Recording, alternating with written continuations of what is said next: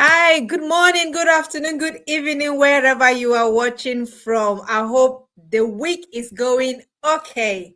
So today, Nelly and I, we are diving deep into another amazing topic today. And today we are talking, in fact, what we're going to be saying today, we're going to be talking something which is raw, it is real, and sometimes it's not often spoken because sometimes people are always dodging away from it. And that is all about the realities of single parenting. So today we are going to be talking about the realities of single parenting.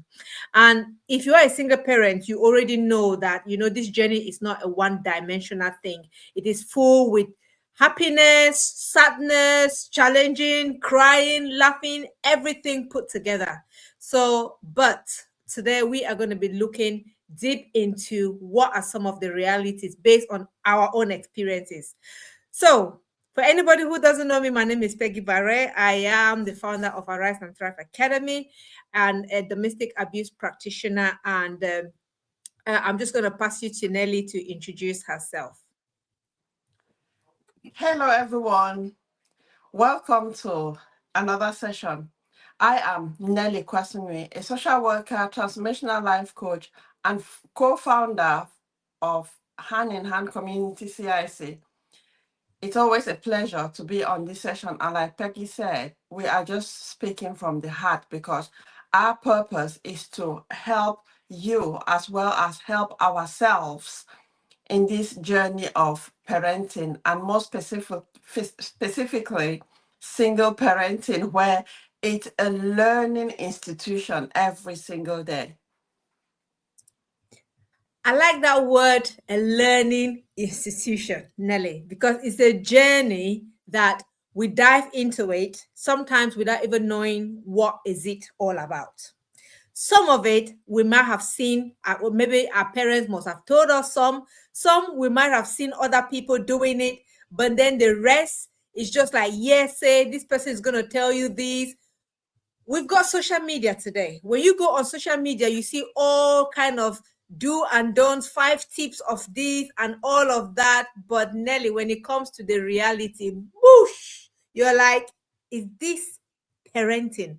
Is this single parenting? So so it's all about, seeing the realities, kind of knowing that there is a difference between what we read, what we hear, and what it is actually the reality. So we thought that maybe the best way of us diving in, Nelly, I don't know whether if you got any statistics, we might want to start with the statistics before we dive into some myth about single parenting. Yeah. So some of the myths, not myths, some of the statistics that I came up with is 98% or 89% of single parents are women and 11% are men. Single parents numbers have risen in the last decade, with 3.2 million lone parents family overall, that is in the UK. 2 million single parents with dependent children, that is approximately 1 in 4 families with children is in a single parenting household. So just looking at that number, it's quite high. And then you might start questioning, why is that the case? But that is for another session, not for today. Yeah, definitely. We are going to talk about that in another session. And like we say, I think I've said that before, we've said that before, that single parenting is as a result of different reasons, but we're not going to focus on that today. Today, we are talking about the challenges of single parenting because as a single parent, when you think that, what, I've got it all, I've got the energy, I've got the this, I've got the that, I've got the that, and then your child, and I'm talking about just one child, and then talk less of the parents that have got 3, 4, 5 on their own, right? And sometimes we underestimate ourselves, and then sometimes we overestimate ourselves in such a way that we're drowning without the courage to even put our hands up and say, hi, yeah, somebody save me.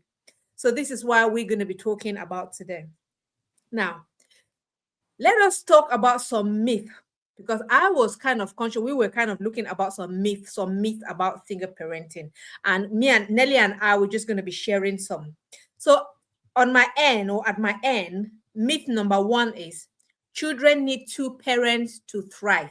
Remember, again, we don't know. Some of them we're gonna, it's not a topic for today. It's a topic that we can actually talk about it. Maybe like this particular one is a topic to talk about on its own. Children need two parents to thrive. That's myth number one. Peggy, I think we can debunk the myths and not just Yes. let go. Yes. So the reality for that myth is children in single parent household, including those by choice, do not just as well emotionally. They do not just as well emotionally or socially. Sorry. Children in a single parent household, they can do well, same as children in two with two parents. In fact, statistics show that some children in single household are even more emotionally stable than children in two parent household with trouble, if that makes sense. So Yeah. yeah. So I think there, when you look at it, so prior to relationship breakdown, there's trouble Mhm. between the parents or the couple. And Yeah. what is often not seen is the impact on the child. Because though the Yeah. child is silent, but there's a lot going on in their head, and obviously it's negative, which is Yeah. impacting their emotional well-being. Mhm. Some parents, because of cultural aspects and societal norms, whatever it is, they would prefer to stay in the relationship that is toxic, Mhm. regardless. So then, when you want to compare, is it better to stay in an abusive relationship or in a toxic relationship, or is it better to leave that relationship and become single? It goes back to what you say, whether it's out of choice or out Mhm. of, what is the other word that you said? It might not be their choice, or Yeah. circumstances might dictate what Circumstances. Yeah. happens. But Yeah. that is not for today, but it's just to point out those aspects. So Mhm. what I'm bringing this is to compare the aspect of couple with a child and a single parent. Which one is better? For me, taking my lens of social worker, it is Mhm. the impact on the child, regardless whether you are in a single household or you're in a double couple household. What is Mhm. the impact on the child? How is the child presenting? Is the Mhm. Yeah, so that is all that matters. And you've talked about the statistics. Research has shown Mhm. that there is no disparity in whether the child is in a coupled household or a single household. Mhm. Some children are more emotionally stable in singles household, and others are more emotionally stable in a coupled household. So it depends on the emotional stability of the parent, whether you are double or you are single. So it goes Mhm. back to the parent, because if a parent is emotionally stable, it is highly likely that they will be emotionally present for their children, thus providing them with or helping them to develop emotional stability. Yeah, that is so true. That is so true. And I always say to it compared to it's just like this one analogy that somebody said one day, that which one will you prefer?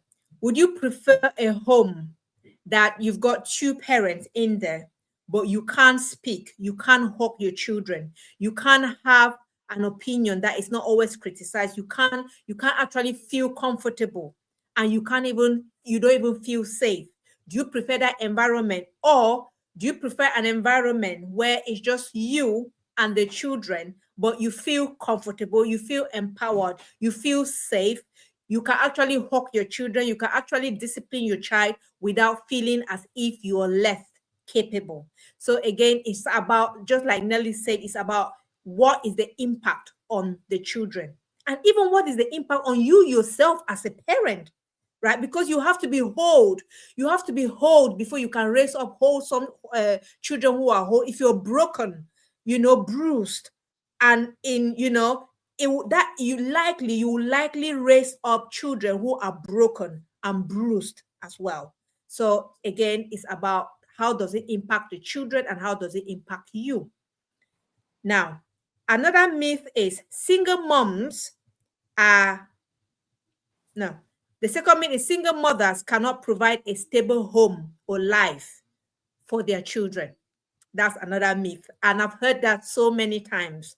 But the reality is that stability comes from love, from routine, and it does not come from the number of parents, right? So what I always say is that even if you have just bedroom,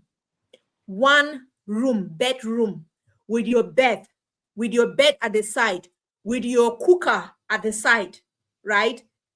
But if that room is filled with love, it's filled with affection, it's filled with joy, it's filled with praises for you and your child alone, trust me, that particular environment, no matter how small it is going to raise up emotionally bounded, emotionally resilient, and loving and emotionally healthy children than a massive house, a mansion with everybody in, but there is chaos.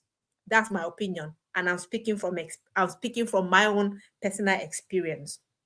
Now, Nelly, I don't know whether you want to add something on that and then add your own myth. Yeah, I think what you've just said there is really right. Because from my personal experience, after so many years where I was feeling really tense, I was struggling. I was in a very low place where I struggled to discipline my children. And whether anything that I said was being criticized. So it really impacted me because I didn't know whether speaking I'll get in trouble or staying quiet I'll get in trouble. No matter Yeah. what, I always got in trouble. So that really, really impacted me. So after so many years, we stayed at a refuge, and it was just so peaceful. It was just so peaceful. I had nothing with my children, but just the fact that there was peace. Yeah. All of us, of myself and my children, we could say how we felt. We knew that we could be honest to ourselves and no one will judge us. So we were just vulnerable with each other.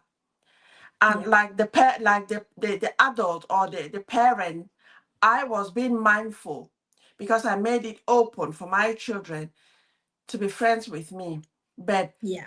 I was friendly with them, but not being friends with them, because that's where the boundary comes in as a mom or as an adult. And because I had started working on myself prior to being in the refuge, I knew how to put boundaries. So it goes back to the very beginning where you said, yes, we can read things off stories, textbooks, and all whatnot. But it's very different when you experience it. Because, like Peggy and myself, we have experienced this journey.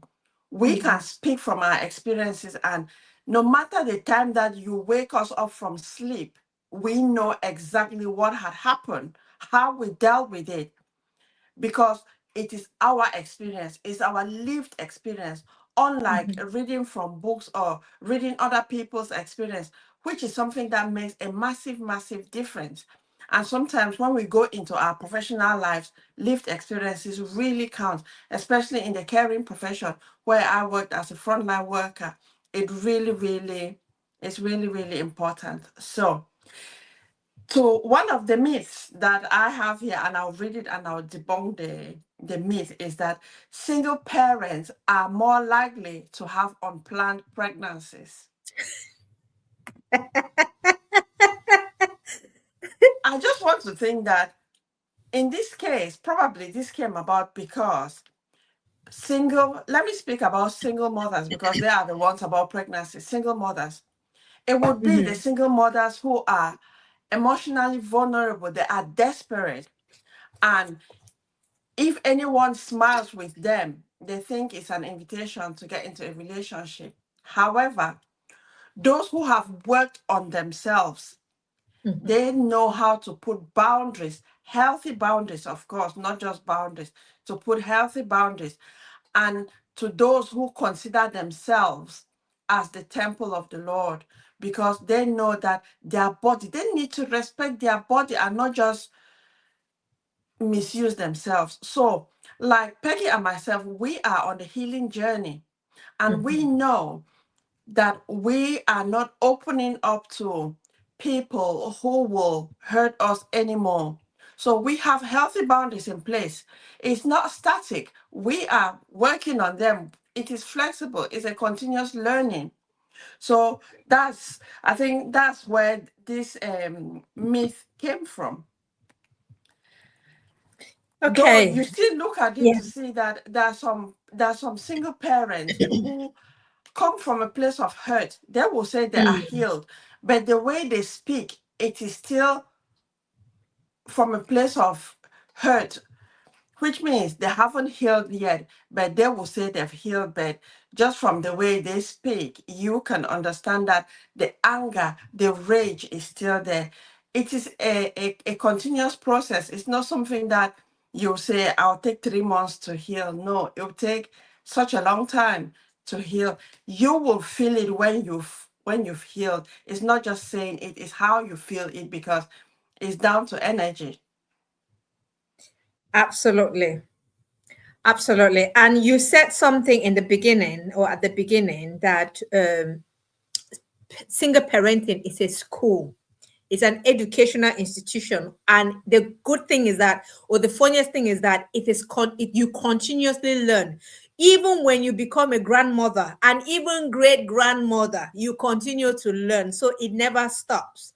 So that is a learning journey where, and sometimes parents who have gone through that healing journey, it is our responsibilities to make sure that we debunk some of these beliefs or some of these stereotypes, about single parent, especially about single mothers. In fact, there's some there's some ridiculous stereotypes, that you walk in the community and you hear people say and about you, and it's like, you know what? In fact, sometimes I just laugh at them. Now, another myth is single moms are easy or looking to steal husbands. Right. Sorry for laughing that loud, right? Because I think that is a myth. And to be honest with you, sometimes it's so pathetic that this myth is even so predominant around or among the Afro-Caribbean communities, where they see you and they feel like, you know what, this is just looking for an opportunity to steal. But the reality is that when you are a mother or when you are a parent, or especially a parent that is conscious of your responsibility as a parent, your priority, I'm talking for myself as my experience, my priority are my children. In fact, there is nothing that I do that do not put my children first. So, whatever thing, wherever I go, right? It's not about relationship. It's about asking yourself that, am I prepared? Am I right? Have I healed enough? And am I ready to get into a relationship that is going to be healthy for my children? So everything is around your children. Well, just like Nelly said, for those that have not healed and they're looking for somebody they're looking for where they can dump their emotions, sorry to put it that way, maybe those type of people are they can be like, okay, I just want to into a relationship. It doesn't matter who is it might be somebody's husband. But for somebody, a parent that is healed or is on that healing journey and is conscious of their responsibility as a parent, they are more focused on their children, right? They're more focused on their children. So I don't know whether Nelly wanted to add something Yeah, on I that. think Peggy, you said something there about priorities. Mhm. You and me, our priorities are our children, because we know that we are on the healing journey and we don't want our experiences to impact our children. But as a social worker, I have seen countless cases whereby parents prioritize their relationship over their children. And that one is a different story for another day, because some parents, they will say, I care about my children, but what they are doing is they will prioritize relationship. And that goes down to the beliefs, the mindset, because some people prefer to stay in chaotic relationships and not caring about their children than to leave that relationship and prioritize their children. So priority here, people have different priorities. True. Yeah. Have you got any Nelly, can you adjust your camera? You're a little bit blurry there. If that's just me, I see it on my end. Eh, No, that's fine. Don't panic. While Nelly is sorting out her camera, I'm going to go to another myth. is this Right, better? another myth. Um, Not really. It's still blurry, but I that's fine. think it's my, wait, let me see. I'll need to wipe my, Okay. So another myth there is single parents are superhumans. That's another common myth where we feel like we are super mummies, we are super daddies. And people, even family members, will often tend to see you, you know what, that you are a superhuman. And instead of actually giving you the support that you need among to raise up your children, they're instead putting load on you because they see you as that superhuman being. So again, we can experience burnout as single parents. We can experience burnout, and that's why it's very important that we find the balance to rest in such a way so that we can have the energy, the mindset, what it takes to make sure that we raise our children in the best way that we can. So Nelly, over to you. I don't know if you have any more myth, or there are quite a I'm lot just of looking. myths. We're not going to be able to touch all of them anyway. But Yeah, I don't know what's wrong with the camera. I can see it's still blurry, but anyway. Um, so single parents are solely responsible for birth control and family planning. I think it ties in with one of the previous ones that I talked about the priorities. It depends on the yes, priorities of the parent or of the mother, because the mothers are the ones who get pregnant. And family planning. If if I know that I am a single parent, family planning, I need to, again, what are my priorities? Because when you look at it, some women, they feel that having a child with a man will tie in the relationship, which is that actually the case? Of course, there's so many who've seen that it's not the case, because children play their own part, but the children to keep the relationship is another thing. yeah, that's so true. Right, another myth I've got at my end, which is like I said, there are lots of them, but we're just gonna There are lots. I think if we want there to are keep lots. keep talking about the myths, then we might not Yeah, meet up with what we yeah, we have. might not meet up. So I think another one to run out, which is great, is children of single parent who perform poorly in school. That is another one, common one that you hear many people, talk about that, single parents. And to debunk that myth, success is based on support and care and not on the number of children. Right. A loving, stable home or stable environment is key factor, right? Not a factor, not the absence of a single parent. That means if you have a stable home, a nurturing home, a supportive home for your child can as well perform well as a child in a two-parent household. So I, yeah. yeah, I think just to add there, all these myths are based in the communities, in the Mhm, systems, and all whatnot. I will share my example.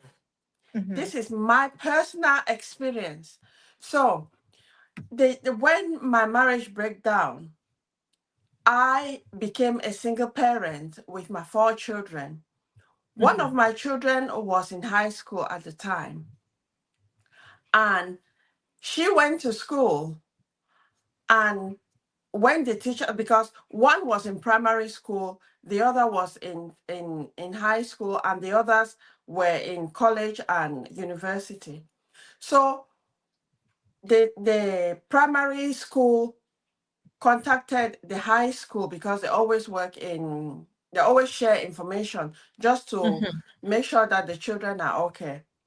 So after some time, the child who was in high school started coming up with complaints, and every day at least 3 days a week, I'll get phone call from school to say that she is not putting on the correct school uniform and things like that. Anyway, there was a time she came back and she asked me, Mom, are we on benefit? What is benefit even? I said, where did that come from? And she said, it's one teacher who said it, that probably now your mother is a single mother. She's probably on benefit. She cannot manage you and things like that. That was a staff, a professional telling my child. So I got it, and it was too much. You can only take too much. And I requested for a meeting at school. So when I went to the meeting, they said, because there were so many other things that came up. Some were phone calls telling me that if I didn't have the money to buy the proper school uniform for my child, I should buy and send them the receipt. And imagine, yeah, I got furious because that day, that phone call came when I was at work. So anyway, I requested for this meeting in school. And when I went to the meeting, they said they're just thinking that now that this is what they told me in my face, that they're just thinking that now that I'm a single parent, I will be struggling to manage my children and to meet my children's needs. I sat there, I was like, you can imagine, I was fuming. But again, I was just reminding myself to stay quiet. And I was like, I thank you for the concerns. However, I know my children and I am supporting my children. We have conversations every single day. So wherever you're coming from, that my children may be struggling because I am a single mom, I don't know where that came from. If you want to follow the traditional family system, at the time I knew my children were struggling, which is why I made the decision that I want my children to live a better life. So even in schools, the system, there are some biases when it comes to single parenting. And when we talk of systems, who are behind the system? The human beings like you and me. So yeah, I just thought I'd share that little example. And that is so true. And that comes down to, this is when you talk about, when I talk to parents every day in the community, and some of the complain that the children's schools are sending letters, they're saying this, they're disrespecting them and all of that. I always say it all comes that you took that decision to actually call that meeting. Not many parents will do that because, again, maybe of their own, they haven't even built their self-esteem, they have not built their self-confidence, they don't even know what they want to say. And this is why we, as that healing process, you've got to heal for yourself and also to stand up for yourself and your children. Because sometimes the system actually stigmatizes us, it puts everybody in one box, but not everybody is the same. So one thing that we want to talk about, again, which is very important, is in our parenting journey, sometimes you may only hear about the negative, right? Especially in a community where, one, in their mind, they feel like being a single parent is you becoming a failure. They actually put you in that box like, you're a failure. You went into that relationship. Maybe if your single parenting was as a result of a broken relationship, they're going to say, oh, because you were very incapable, you were not worthy to be a wife and all of that, that's why you ended up being a single parent. And so they will find something to tack you with it. Now, For those who become single parent by choice or maybe by accident, some people just get pregnant, maybe, and then they decide to raise their children. Now, the society is going to find a way around that to also insult you or minimize you or stigmatize you to make you feel less of a parent. And so, whether your parenting or your single parenting came as a result of which situation, it doesn't matter. What matters is where you are right now as it is, as a single parent.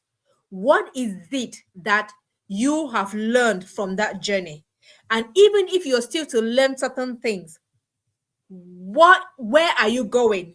What is the way forward for you? Because at the end of the day, you want to make sure that you heal, you raise your children to become, well, responsible citizens. I know not everyone is going to be, at least you want to make sure that at least you're satisfied that, you know what, as a parent, I did my best. So we're going to be looking around about the strength that we don't even realize as a single parent, as single parents. So I don't know, Nelly, we can talk on that, isn't it? Because I'm just conscious of time. The strength that you and I don't realize as single parents. We might be on that hamster wheel every day. We get him in the morning, we're doing the same thing, taking the kids to school, go to work, come back, cook, clean, or just that hamster wheel. It never stops every day. And for people who are business owners, you are there trying to run your business. So you are always going and going and going. Sometimes it is easy to just focus on that negative and focus on that hamster wheel, but you forget about the strength that you're actually building. Yes, it's very true. We're going to talk about how to find, it's important to rest and find way to take care of yourself. But do not forget that in the process of that hardship, in the process of that challenge, you're building skills that you do not even realize. I'll talk, for example, let me share a little bit, or when I obviously, when my relationship broke down and we moved out with the kids, I knew I've always been a hustler. I knew I've always been an independent woman, but I did not realize how I could use my initiative to, that I can create sources of income. I can do this. I can, even my entrepreneurial skill, I did not even actually understand how far I could use that skill within me. But as a parent, when I had my children, I started thinking that, what? Yes, I want to work. And I also want to make sure that I build a life that is comfortable for me and the children. Just like you, Nelly, you said, that school was sending you that letter, you were at work. You were at work because you wanted to at least provide a comfortable life for your children. Now, that skill for me to be able to think as a parent, it gave me a good decision-making skill, which I had to develop it, because as a single parent, there are certain decisions that you have to make it there and there alone without actually finding somebody to ask them.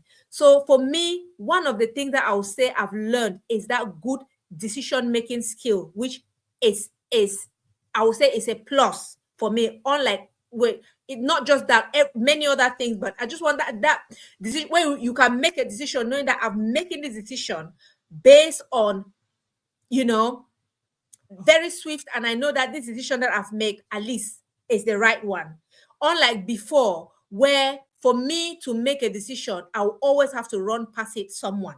I couldn't make a decision on my own because I felt like I wasn't worth it, or I couldn't. If you understand, Nelly, I know you understand from that perspective where I'm coming from, you understand. But as a single parent, there are some skills that I've learned, that decision-making skill, multitasking skill, which I've learned, which is a great plus for me as a parent. I think, just what you've said is really, really important there. Yes, I understand because I've gone through similar experience. The way our society has made there's a lot of dependency. And Yeah. when when you are in a relationship or a marriage and you are dependent on the other person, and something like that happens, or when you are dependent on another person, you forget about certain skills that you have, because Mm-hmm. you've talked about yourself, about the decision making. It's not like you never had those skills. You have Mm-hmm. always had those skills, but because of the dependency, you forgot using those skills. Now you found yourself, like me, when I found myself in a situation where I was the only one to make that decision, then I Mm-hmm. realized that I upskilled and I was making Yeah. the decision swift because I knew I didn't have to pass by someone. Mm-hmm. So Mm-hmm. when you are in that difficult situation, you think that you do not have the skills. But then when you start like questioning yourself and taking that responsibility, looking at your children, that yes, these children are looking up to me for everything, then Mm-hmm. you can make a decision. Even if the decision doesn't turn out wrong, that's not an issue, because you have learned that that particular decision, if a similar situation happens next time, you will Mm-hmm. take a different decision, not that the one that failed. But it doesn't mean that you are a failure. So it's just for us to keep examining ourselves. And like self-awareness is very important, because sometimes, especially when we are growing up, we develop certain beliefs. Like Mm-hmm. this issue of dependency is a belief that a lot of women have developed based on the patriarchal society that we live in. For me, I'm not saying that men and women are equal, and I don't believe that they will ever be equal. However, there is that individuality. Every individual is unique and special in their own way. So Mm-hmm. if a parent accepts themselves for who they are and not depending on another person who wants to change them to the version that they want, that they can easily control, then Mm-hmm. for me, that's where I think I've got an issue. Because Yeah. if, say, someone got into a relationship with me because they saw me for who I was, and then down the line, that person wants to change me to be their toy, to be controlling, then it means that they don't appreciate the person that I am, because they want to Mm. change me to something else. And strongly feel that majority of relationship breakdown is due to that, because people want to change others to be the toys that they control, and that is down to their insecurity. So all of us, each and everyone has strength. It's for Yeah. us to look at those strengths. And sometimes we discover strengths when we are almost at the darkest side of our lives, when we are experiencing things that we did not think that could ever be a reality. At those points, you have hit a brick wall, and there's nothing else but yourself to make that decision. So you start discovering that, oh, you can resist certain things. You have this strength that you never knew you had. Yeah. That is so true, Nelly. And like I always say, it's about, they always say, don't just look on the pain, look on the gain, look on the benefit, look on the purpose of that pain. I would say when I look back today, I was like, if I if what happened didn't happen, I don't feel I would have learned and I would have pushed myself to where and who I am today. So sometimes when things happened, it's not about just looking at the pain, it's about looking at what is it that this thing is teaching me or that this thing wants me to learn, and try and grab that opportunity and learn it. When I look back, like I always say, Nelly, there are certain things that happen that if I knew what I know today, maybe things wouldn't have even happened or gone down the way they did. So It's about looking at the plus and say, you know what, yes, this thing has happened, but in it there is a treasure which I have learned, and then I'm taking that treasure forward. Another thing that we learned as parents, that or as single parents, that we don't even realize is things like a resilience and adaptability. As a parent, think about the days that you come home, Nelly, and things, the way you plan that things are going to be this particular way, and you come out is the opposite. There on the spot, you need to plan. There on the spot, you need to make a decision. You need to adapt. There are days that you come back home, you're drained. In fact, bills are meeting you you're opening your door and you're meeting bills. Kids are driving you crazy. The institution, everything is just, but that is a moment where you have to build that resilience, and by you overcoming that, it actually helps you to build that resilience and that adaptability, which is a skill that most people don't have. So those are some of the skills that you build as a single parent. What about high emotional intelligence? Again, I don't know. Yeah, let me just say whether you can add something on that, and then even talk about emotional intelligence, because I know that's something that you'll be, yeah. Yeah, I think as single parents, there are Mhm. lots of things that we can learn from. Yeah. And for me, I think is being silent. Because what people easily do is when they have an issue, they run to Mm, social media.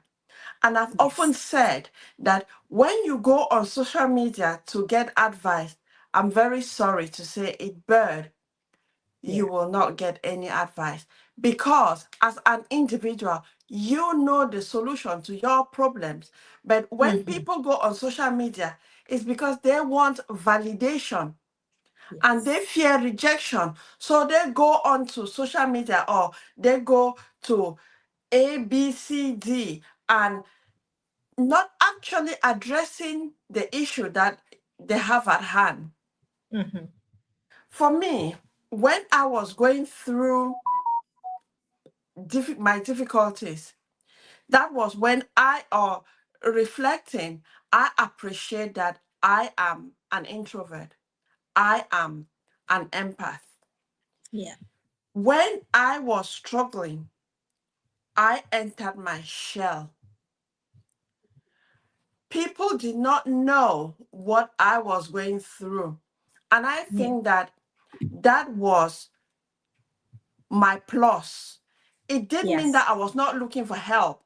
I was asking for help, not from my community, because my community, they were the ones who, I felt that some people in my community were like, haha, she thought that. So I was seeking for help from professionals and not from my Mm. community, because initially I attempted to get help from my community, but I felt rejected because you are the woman. You need to stay in the marriage. And I was like, okay, I don't want my family, that is my parents, to come and pick a body that is not alive. So I'm Yeah. like, I need to save myself. I need to save my children.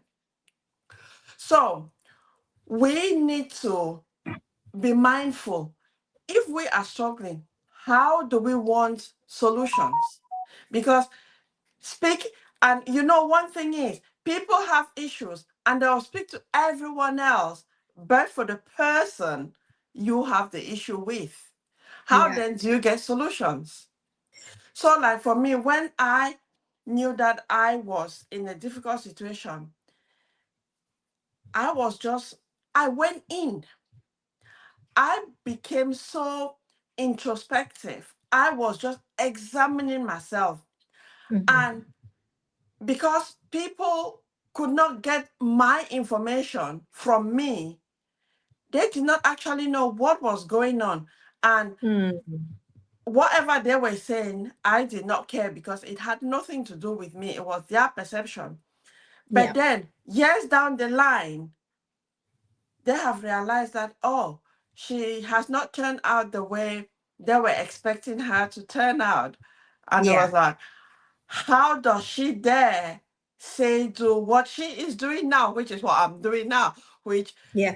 so the time that I went in, I was just working on myself, and I work a lot on self-awareness. And anyone Mhm. watching, no matter your situation, if you are struggling, examine yourself. Why are you doing what you are doing, how you are doing, when you are doing, and things like that? Just keep questioning yourself, because if you identify something as a problem, you have the solution and not people out there. The solution is within you. So Mm. those are all skills that as individuals, each and everyone can develop if they want to, because it's a matter of choice.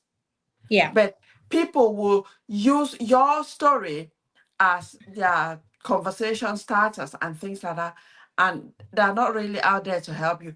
They have their own many issues anyway. That's so true, definitely. And this is one that I always say that there's a chapter that I wrote in my book about friendship. I was so naive around about friendship, where I felt that people whom I consider were my friends were really there for me. Or maybe I did not actually know the definition of friendship. And I was so surprised that when my relationship broke down and I had to move to a different city, when you're expecting that those people whom you thought were your friends will be the ones to ask you but hey, Peggy, where did you go? Where are you with the kids? Let's come and check on what you're doing or where you are, how you are doing. None of them. In fact, the people that I least expected them to come, those are the people that came. So again, that just started helping me to change. And like you said, Nelly, that was a moment where I felt like, you know what, it started changing my mentality, my mindset around community and even about friendship and all of these things. So you mentioned something there, that there comes a point in your life where, especially as a single parent, it's not about when you go quiet. It's not like your things. It's not like people go quiet when they are building themselves. People may go quiet when they're building themselves, and they may go quiet sometimes because they are seeking help from the right places. So that's another thing, that as a single parent, sometimes we feel the need, or people may feel the need to be out there. I need to be on social media. I need to show them that I'm this. I need to do this. We're putting unnecessary pressure on ourselves. Unlike if you are in the position where you are still healing, right? There is a journey, there is a time for everything. If you're in a process where you're still healing, go put your head down and heal. Because that is the moment where, like Nelly said, you're looking inside out, you're looking into yourself. That is the moment for me where I had to actually sit down and I wrote down, like, what are my weaknesses? I identify my weaknesses. What are my weaknesses? What is it that I need to improve? What are my strengths? So these are some of the things that are very important, especially in that journey, that beginning stage. And then as you grow, then yes, there'll come a time where Nelly and I today, we're doing this thing that we're doing. There was one time that we were quiet. But again, that is all healing process. So we I talked think about, yeah. just to add there, it's very important that um, I just want to make a difference between Mhm. surrendering and being lonely and being Yes. isolated. Because Yeah. sometimes when people go quiet, because others don't get the information that they were expecting to get, they start Mm. bringing different things. But you, as an individual, you are the only one who knows what's going on with you.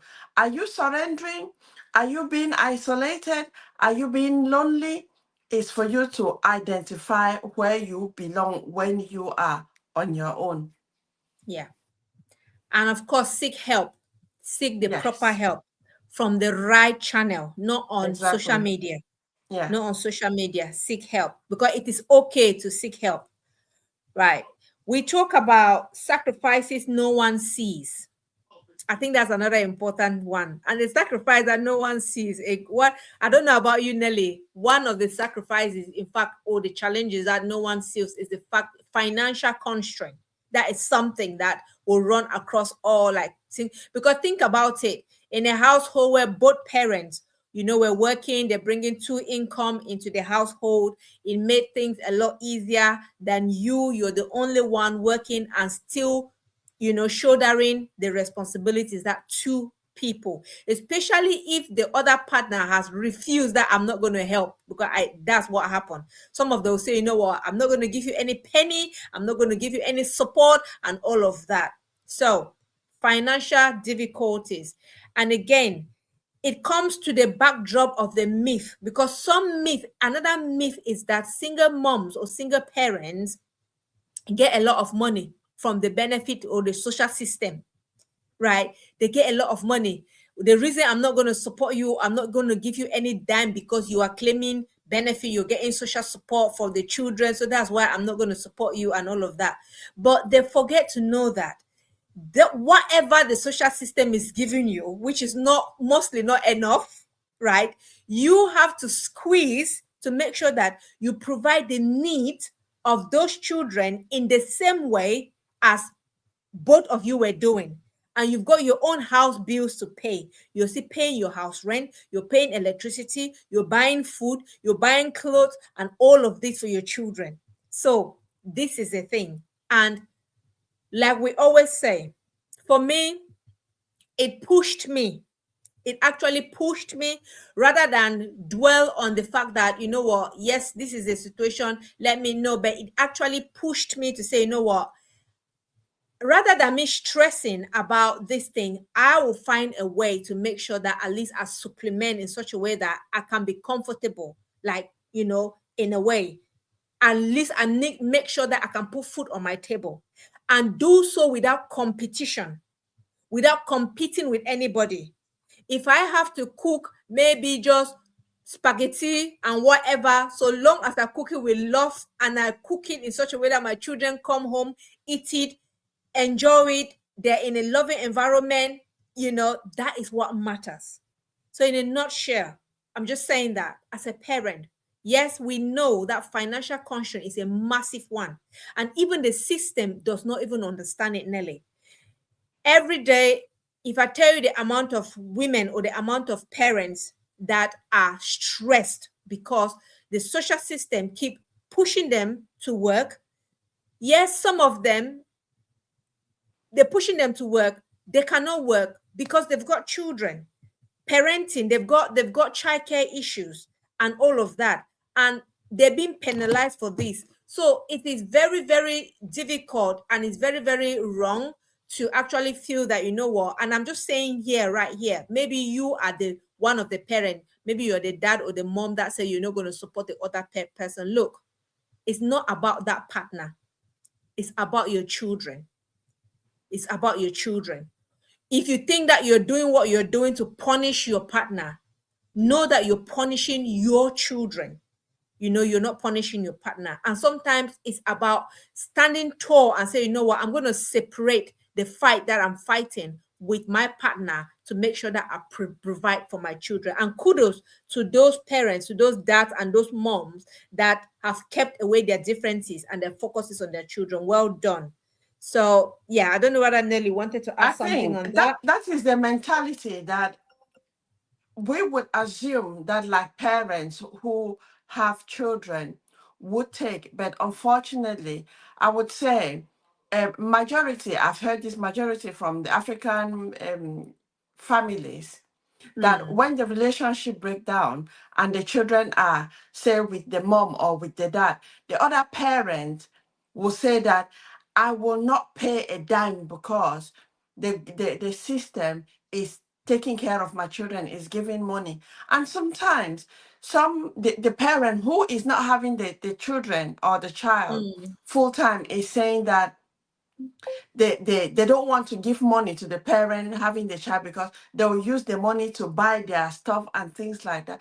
Sometimes, like, mm, I have seen that so many times in my role yeah. as a social worker, and I've said, okay, like if the child is young, there's something called Go Henry, where it is a children's account, bank account, where Yeah. the parent will have access or will will have the child's details and be putting money there. I say, okay, if your fears is that the parent will be using the money for the child on themselves, be sending that money to the child's account. You can create an account for the child and be putting the money in the account. But some, I just feel that it's not that they don't have I feel that it is that they want to penalize the other parent, Yeah. and because they don't want to take that responsibility. Because how would you have a child and then you say you will not take care of the child because the government is taking care of the child? How much is it? And this goes down to the sacrifices that single parents make. Because for instance, how much is being paid? Okay, let me just take example. Say if it's something like child benefit, you get about 26, 25 pounds for a child per week. If the child how much do you pay for lunch in school? It's around £30 a week. Yeah. So then that is gone. The child might have extracurricular activities. If the child is doing some sport, you pay subscription monthly. You get outfit for the child for the sport or for the activities that they are doing. There, so if you just want to look at this is just per week, then before Yeah. you put per month. And so I think the parents who are not wanting to take responsibility, they need to think of their child because they feel that they are punishing the other partner. But for me, I feel that they are teaching the other partner how to be more responsible because they want to make sure their child or their children are well taken care of, and make their children not to develop that attitude of competing with other people, just being contented with what they have. Yeah. Definitely. And this is the thing that, like you said, Nelly, is very important as well for the parents to make sure that they create the culture of gratitude, that culture of contention, of contentment, because we want to teach our children that, hey, life is not about the all birth of roses. There are days that things are going to be tough. There are days that when you come back home, even there's nothing that you want to eat, find something alternative to eat. These are some of all the life struggles and all life skills that in that we are teaching our children, so that they know that, hey, we're not just going to give them anything that they want. Life is tough, and that that in itself is also a lesson for them to learn. I don't know whether Nelly wants something before we talk about the last point, which is about love that never. I think let's go to the last point because we have just 2 minutes. Yeah. Yeah, so you want to talk on that? So the bond between a single parent and their child, it depends. If the parent is healing, their main focus is the child, and their bond is usually stronger because yes, they are there to protect the child, but they are not overprotecting the child because they want to give that child the the the the, the freedom to explore and grow into their independent individual. Unlike Mm, a parent who has not healed or who has not started healing, they want to overprotect that child, and in that way they are depriving that child of their independence because they want to tell the child what to do, how to do, when to do, and then the child just depends on them. But I feel the love that a parent will honestly give the child is to promote the child's independence. Promoting a child's independence is out of love. It doesn't mean that the child will not make mistakes. The child learns, mm, like every person learns from their mistake. And if a child knows that it's okay that when they make a mistake, to accept that mistake and then learn from it, that is a good mindset that parents will be teaching their children, and that will come from a place of love. Unlike when the parent has not started healing and they penalize the child for making a mistake, they are helping that child to develop fear-based beliefs where the child will not want to make any mistakes, which means they will not want to take any risks because they know that if they take risk, they will get into trouble, and probably they'll hear that, that inner voice, because that talk is coming from the parent. They'll be hearing that, and it will really reduce their abilities to be independent, and it will affect them in their adult life. And I strongly believe a lot of people in our society relates to what I'm talking about, because that overprotection from their parents because of one reason or the other, and they are unable to develop the skills, the social skills, and that's why the world is where it is today. I just think so. Yeah, so that is so great, and I love that perspective. And another perspective about love again is that as a parent, just know that your love for your child never runs out. I know there are days that they're going to drive you crazy. There are days that you're going to feel like, you know what, I didn't ask for it, I did not bargain for this. But at the end of the day, your love, once you have your children, your love for them never runs out. They may be bad, they may be good, they may be what, they may be, but the love of a parent, and like I always say, the love of a mother never runs out. You will love them despite their weaknesses, you love them despite who they are. At the end of the day, it's just that love, like Nelly said, is going to make you to build them up, teach them in the way they will grow and not depart from it. So I think that we have actually covered. We hope we shared our experiences, but in not share everybody's experience as a single parent is different. Mine is different from Nelly's own. Yours may be different from mine. Their underlying challenges will always kind of like, yes, whichever challenge you face, you have your own managing technique, how you can manage it. But whichever way, try and seek help. It is okay to ask for help. If you need the time to be silent and, work on yourself, take the time, work on yourself. Do not feel pressure that, you must be out there. Try and challenge yourself, because know that, and be gentle on yourself. Be gentle with yourself, to know that you are human. There are days that your emotions will overpower you, overshadow you, but hey, know that you are just human, right? And like we say, it is not easy as a parent. One, we want to make you on this. We want to also, I also just want to say that you can look at it on both sides. Yes, parenting is very challenging, very hard, very difficult. But on the other hand, it's also rewarding. So for those who feel like, you know what, I don't want to become a single parent, or I am going to stay in this relationship and, go through all of this and even die in this relationship just because I'm scared to go out there and parent that child myself, think again. Yes, it is difficult, but it is rewarding. At the end of the day, do you love your child? Do you love yourself? And sometimes, again, and we are not also advocating that, we're not advocating for you, for single parents to, we're not advocating for single parenting, if you get what I mean. We are also encouraging, and one thing that I just want to say again, that Nelly and I will agree, is that please, in what circumstances, no matter the circumstances, if you have the opportunity to make sure that the other party is having a relationship with your children, please do. Do not stop the other partner from having a relationship with your children, except in the cases where maybe legally, or the institution, or maybe the authorities have stepped in and said maybe it's not safe. But if that has not happened, please do not stop the other partner or the other party from having a relationship with their children. Remember, you've got a problem with them, but they haven't got a problem with your children. So try and separate that.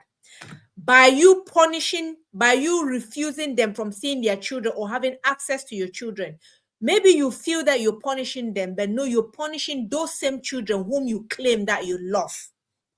So that is something that I don't know whether, Nelly, from social worker perspective, you might say even, yeah.